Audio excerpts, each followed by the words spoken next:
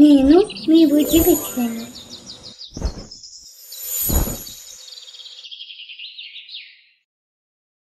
ప్రపంచ సముద్రాల గుండెలో ఒక ప్రదేశం ఉంది, బెర్ముడా ట్రయాంగిల్. ప్రపంచంలోనే అత్యంత మిస్టరీగా, అత్యంత భయంకరంగా పేరు తెచ్చుకున్న ప్రాంతం.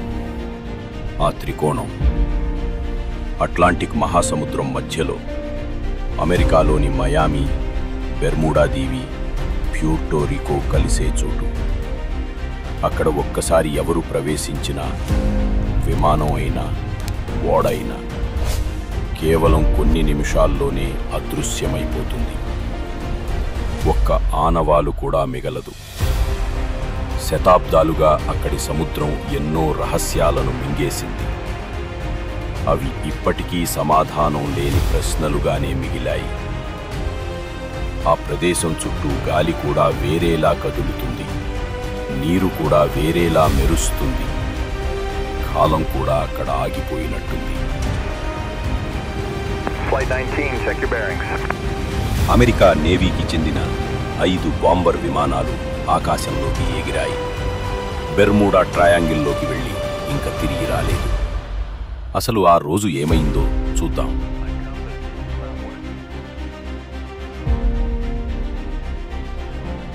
అవును, రేడియో సిగ్నల్ పూర్తిగా ఆగిపోయింది. మనం వారిని కోల్పోయాము. సమయం డిసెంబర్ 5, 1945. స్థలం ఫ్లోరిడా, ఫోర్ట్ లాడర్డేల్ ఎయిర్ బేస్. సూర్యుడు అప్పుడే అట్లాంటిక్ మహాసముద్రంపై ప్రకాశిస్తున్నాడు. అమెరికన్ నేవీకి చెందిన 5 అత్యాధునిక TBM అవెంజర్ బాంబర్ విమానాలు సిద్ధంగా ఉన్నాయి. ఈ స్క్వాడ్రన్ పేరు ఫ్లైట్ 19. ఇందులో మొత్తం 14 మంది అనుభవజ్ఞులైన పైలట్లు ఉన్నారు. వారి లక్ష్యం కేవలం సముద్రంపై 3 గంటల సాధారణ శిక్షణ. మిషన్ ప్రారంభించండి. సమయం మధ్యాహ్నం 2 గంటలు. ఫ్లోరిడాలోని ఫోర్ట్ లాడర్డేల్ నేవల్ ఎయిర్ స్టేషన్ నుంచి 5 శక్తివంతమైన టార్పెడో బాంబర్ విమానాలు ఆకాశాన్ని చీల్చుకుంటూ బయలుదేరాయి. ఇది ఒక సాధారణ శిక్షణ మిషన్ మాత్రమే. కానీ ఆ రోజు, ఆ ఆకాశం, ఆ సముద్రం చరిత్రలో శాశ్వత రహస్యమవుతుందని ఎవరికీ తెలియదు. వారు తూర్పు వైపు ఎగిరారు. కింద నీలి సముద్రం ప్రశాంతంగా ఉంది. పైకి నిశ్శబ్దమైన ఆకాశం. అన్నీ సవ్యంగా అనిపించాయి. దాదాపు గంటన్నర ప్రయాణం ప్రశాంతంగా సాగింది. అకస్మాత్తుగా గ్రౌండ్ కంట్రోల్ స్టేషన్కు, ఫోర్ట్ లాడ్లేర్కు అత్యవసర సందేశం వచ్చింది. ఫ్లైట్ నాయకుడు టేలర్ కంఠంలో భయం, ఆందోళన స్పష్టంగా వినిపించాయి. మా దిక్సూచులు 2 పూర్తిగా పనిచేయడం ఆగిపోయాయి.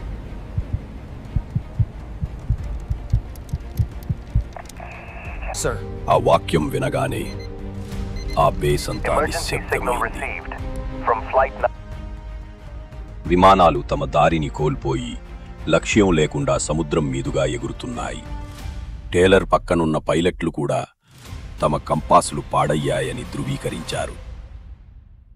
ఆకాశంలో దిక్సూచి లేకపోవడం అంటే చీకటిలో కళ్ళు మూసుకుని ప్రయాణించడమే.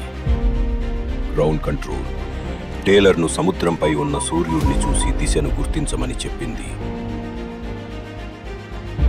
ఒక పైలట్ పశ్చిమంగా వెళ్లాలని పట్టుబట్టగా టేలర్ అందుకు అంగీకరించలేదు.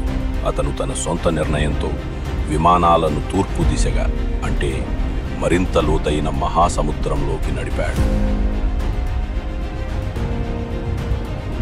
ఈ పొరపాటు నిర్ణయం వారిని సురక్షిత ప్రాంతం నుంచి మరింత దూరం తీసుకెళ్లింది.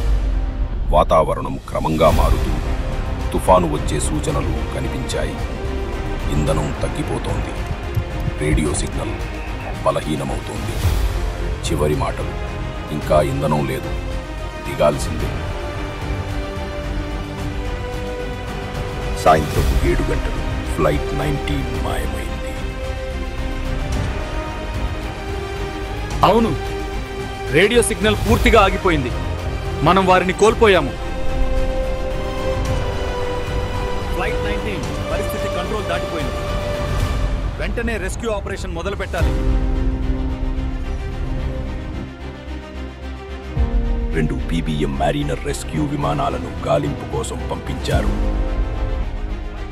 రెస్క్యూ కోసం బయలుదేరిన పీబీఎం మ్యారీనరు కూడా 20 నిమిషాల్లో అదృశ్యమైంది. వారి చివరి సందేశం ఏమిటి అంటే, బహుశా పేలుడు సంభవించింది, ఏదో జరిగింది.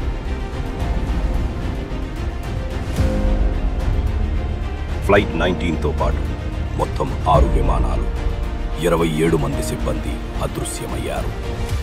కేవలం 20 నిమిషాల వ్యవధిలో 2 విమానాలు మాయం కావటం అందర్నీ భయభ్రాంతులకు గురిచేసింది. ఆ తరువాత నేవీ అతిపెద్ద గాలింపు చర్యలను చేపట్టింది. సముద్రంలో, గాలిలో వందలాది ఓడలు, విమానాలు వెతికాయి. నెలలు గడిచిన ఫ్లైట్ 18 లేదా రెస్క్యూ విమానాల శిథిలాలు కానీ, లైఫ్ జాకెట్ కానీ, నూనె మరక గానీ చిన్న భాగం కూడా దొరకలేదు. నేవీ తమ అధికారిక నివేదికలో దీనికి కారణం తెలియనిది అని రిపోర్ట్ ఇచ్చారు. ఫ్లైట్ 19 యొక్క గమనం ఇప్పటికీ తెలియదు.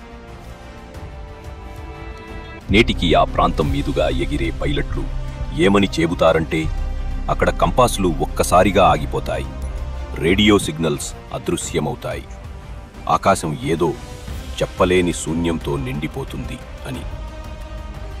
బెర్ముడా ట్రయాంగిల్ మిస్టరీలో ఇది ఒక సంఘటన మాత్రమే. అక్కడ ఇలాంటివి ఎన్నో లెక్కలేనన్ని జరిగాయి. ప్రకృతి వైపరీత్యాలు, దిక్సూచి లోపాలు మరియు మానవ తప్పిదాలే దీనికి ప్రధాన కారణాలని నేడు శాస్త్రవేత్తలు నమ్ముతున్నారు.